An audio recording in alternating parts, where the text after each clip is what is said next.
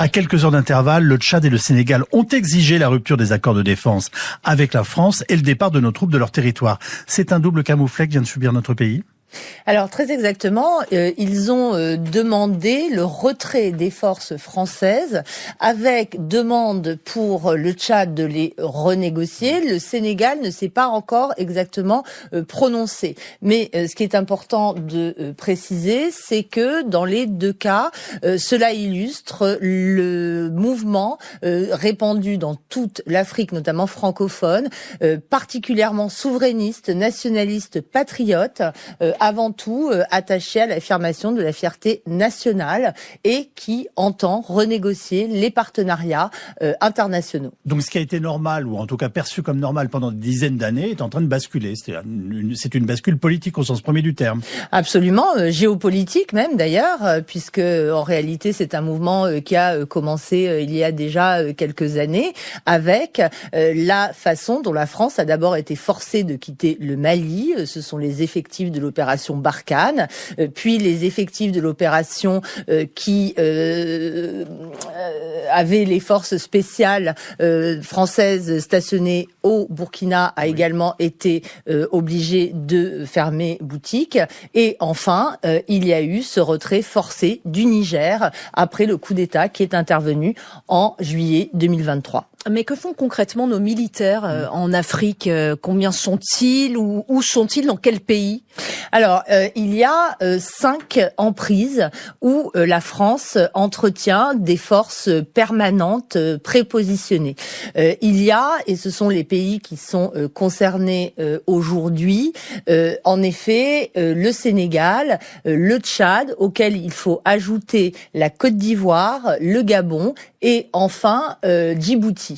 Djibouti est sans doute le pays qui sera le moins affecté par ce qui se produit aujourd'hui, parce qu'il faut préciser que ces annonces étaient particulièrement inattendues, parce que le représentant spécial d'Emmanuel Macron pour l'Afrique, Jean-Marie Bockel, a remis lundi dernier un rapport où il annonçait le maintien d'effectifs dans l'ensemble de ces pays. Mais nous sommes là pour protéger les régimes en place, parce qu'en fait, j'insiste parce que vous n'avez pas répondu à notre question qui était quand même qu'est-ce que font nos militaires en Afrique ? Alors c'est une excellente. Se pose la question. Alors que font nos militaires en Afrique ? Ils font plusieurs choses. D'abord, dans le cadre de l'opération Barkhane, ils sont intervenus dans le cadre d'une force antiterroriste. Et au Tchad, le dispositif est encore celui qui a été mis en place dans le cadre de Barkhane, qui avait fusionné le dispositif épervier au départ. Mais le Tchad est aussi le pays où il y a eu le plus souvent, de manière récente, des interventions de l'armée française pour, en effet, porter secours au régime contre des mouvements rebelles. En revanche, dans les autres pays, il est beaucoup moins évident de faire un lien avec la protection des régimes, mais notamment ces forces françaises font beaucoup de formation, d'entraînement, d'approvisionnement logistique. Elles avaient un rôle très très important, notamment celle du Sénégal pour approvisionner les forces de Barkhane. Mais la question que vous posez pose justement la question de la vocation de la présence militaire française à laquelle on n'a jamais véritablement eu de réponse claire. En tout cas, on peut quand même parler de camouflet, surtout lorsqu'on sait que cette décision tchadienne intervient quelques heures après la visite de notre ministre des Affaires étrangères, Jean-Noël Barrot, qui visiblement n'était pas au courant au moment où il quitte le Tchad, et quelques heures après, donc, merci de quitter notre pays. C'est quand même raide. Absolument, et à cela s'ajoute l'annonce sénégalaise qui a précédé l'annonce tchadienne de quelques heures, qui est intervenue après la réception par le président Bassirou Diomaye Faye d'une lettre d'Emmanuel Macron qui reconnaissait la responsabilité française dans le massacre de Thiaroye de tirailleurs sénégalais. Donc en effet, ce sont des camouflets. À qui profitent in fine ces décisions ? À la Russie, à la Chine ? Parce que il y aura d'autres pays qui seront influents sur le plan militaire en Afrique, si ce n'est pas la France. Alors, je pense qu'il faut vraiment sortir de l'idée selon laquelle les Africains sont avant tout instrumentalisés par des puissances extérieures. L'environnement local est véritablement ce qui détermine toutes les dynamiques à l'œuvre et l'on voit très bien que les partenaires internationaux ont le plus grand mal, en réalité, à s'y imposer. Alors, personne ne dit qu'il n'y a, certainement pas moi, il y a de l'influence, mais par exemple, si l'on parle des questions militaires, ce dont nous parlons aujourd'hui, la Russie est en très grande difficulté au Mali, par exemple. Il y a eu plus de 100, entre 80 et 100 militaires de Wagner qui ont été massacrés lors de combats, non pas avec des djihadistes, mais avec des indépendantistes touaregs à la fin du mois de juillet. La Russie a eu d'autres camouflés à travers l'Africa Corps ou Wagner sur le continent.